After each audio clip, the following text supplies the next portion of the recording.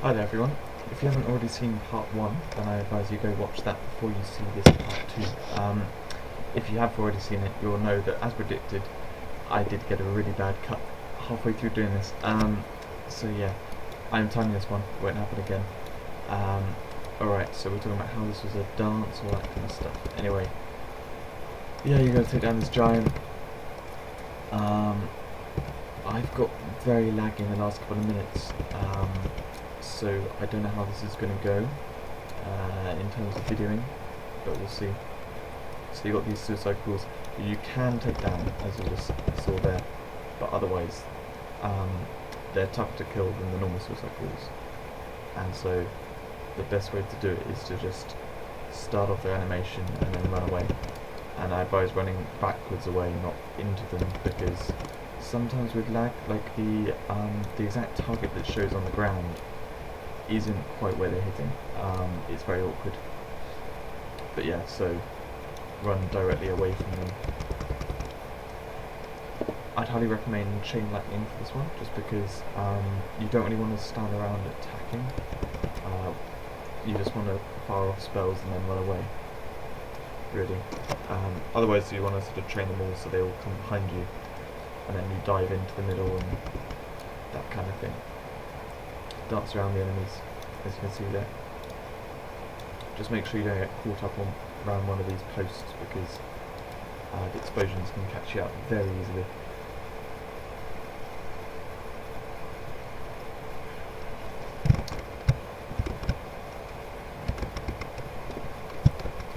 Next we have the eggs. Alright. This is the other spider one. Yeah, you can see terrible loading times. Alright. Oh, it's all very jittery.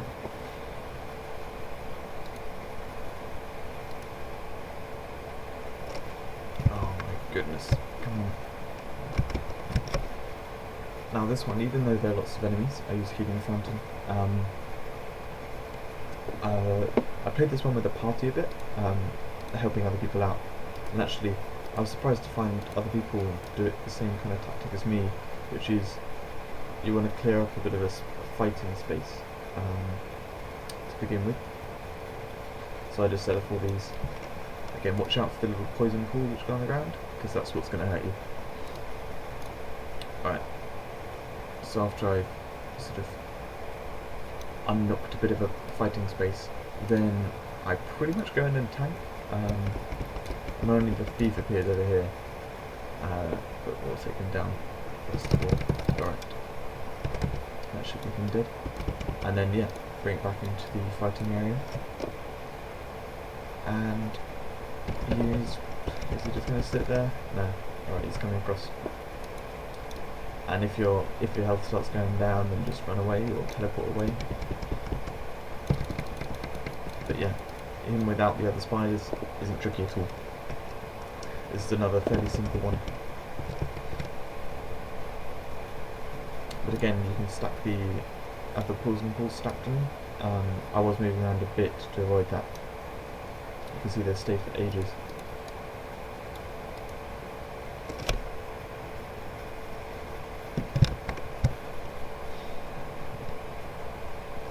Next we have my favourite one.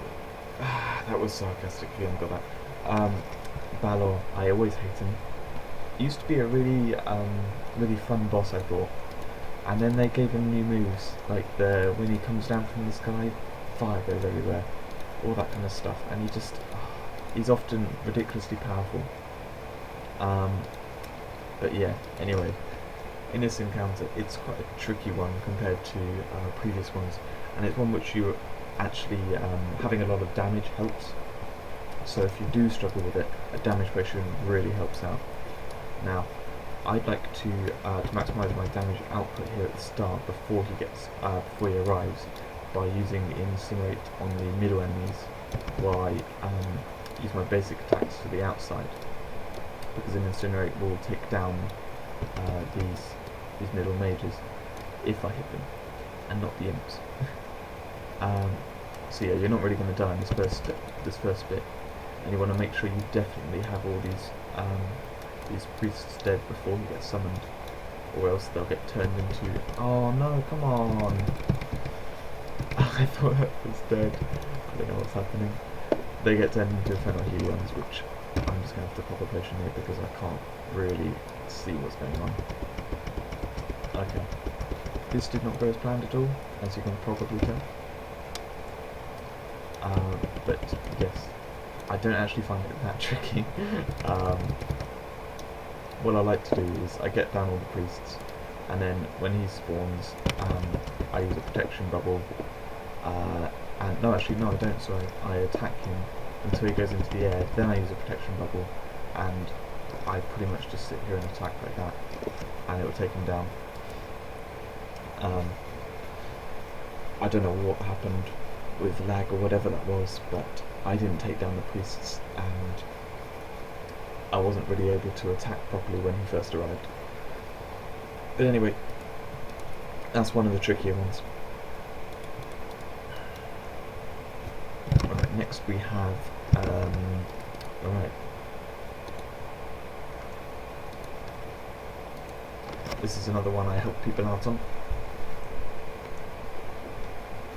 It's definitely one of the trickier ones, but it's not as hard as the one just before. So there was the boss in an event before, which was you had to take it into certain circles to what was it? To take down its armor. And yeah, this is kind of like that, except you have to go into the circles to survive the attacks. So you don't really have to get the enemy in, you just stand in it yourself. Yeah, so once you got his health down, he goes into this. He summons another Helion War Mage and this other Bog Druid type enemy, which is very annoying. Right, I just ran out and got hit there. I like to use basic attacks. Oh, come on, don't lag on me, don't lag on me. Alright, I like to use basic attacks to take down the War Mages, and then I keep my Incinerate on the boss. Just for like damage output purposes, like that War Mage doesn't have much health, so you wanna maximise your Incinerate power by just doing it on the boss. Alright, whatever you do not get hit by that tornado. It does significantly more damage than anything else. Likewise, his this attack here, which brings down the pillars. Various enemies have that attack, and it's always powerful.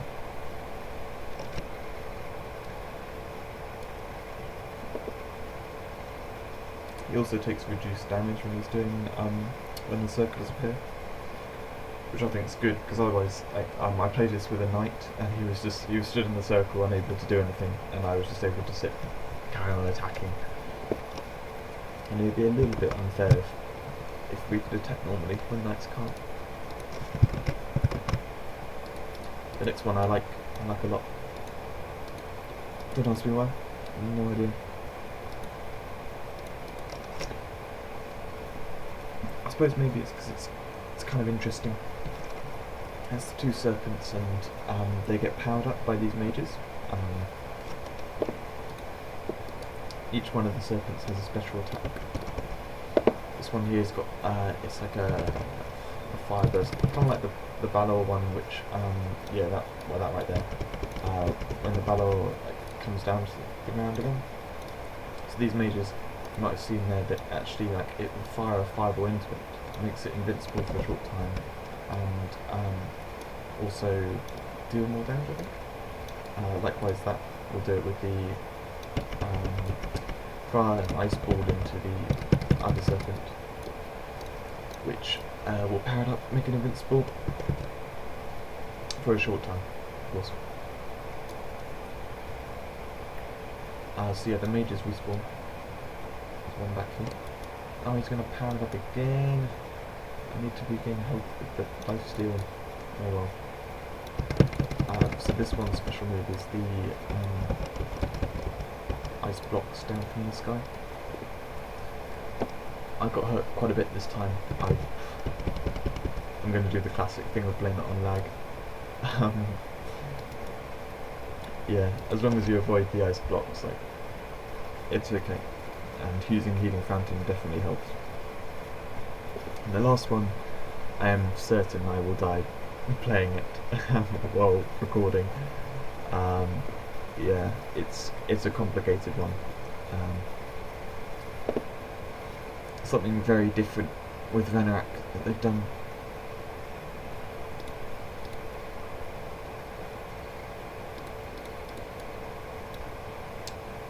Right, I think I use Fireball.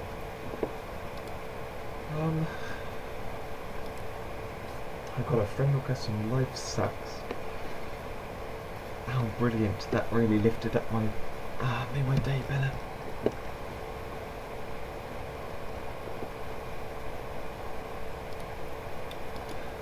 Okay, so I'm gonna try and explain simply. So there are 3 towers. This one increases your move speed. One down to the left, that increases your defense. One down to the right increases your damage. Oh, great. Well, I could see that one coming. I mean, I told you. Still got time. Let's do it again. So I just can, with the high move speed, you can't see him coming when there's a little bit of lag. You probably watched that video and you probably saw, and I blinked and at the wrong time, and you'll think to yourself, oh, it wasn't too bad. But yeah, I've got enough valor boxes. I can do it again.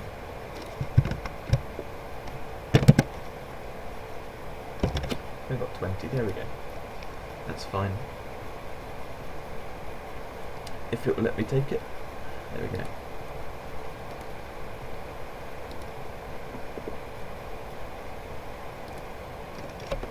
Alright, so at different stages of the boss fight, he activates the different towers, and you pretty much want to stick to the newest one that's activated.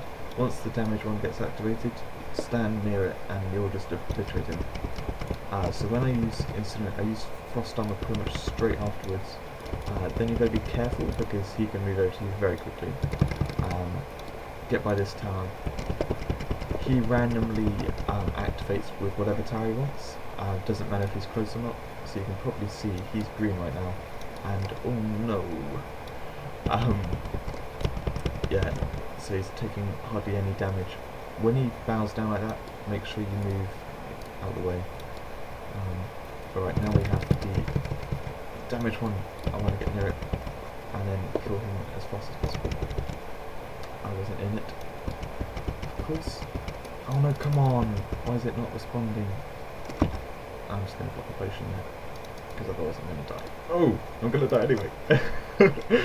Oh. I'm not going to swear, no matter what I do. No, I've never actually seen a thief in that last challenge. It might just be because I go straight into the fight and then it gets too intense. But yeah, I find that frustrating, that fight, because he pretty much one-shots you no matter where you are, and I don't think that's just my armor. I think it just happens. So with lag, as you saw there, it's quite nerve-wracking.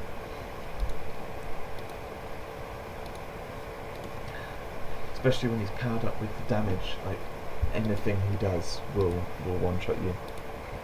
Oh, I actually got the artifact jewel from it. Great. That's good, I needed that. Now people were saying that I've got 30 seconds here. People were saying the relic jewels were dropping less than the artifact jewels. Sorry, the artifact jewels were before.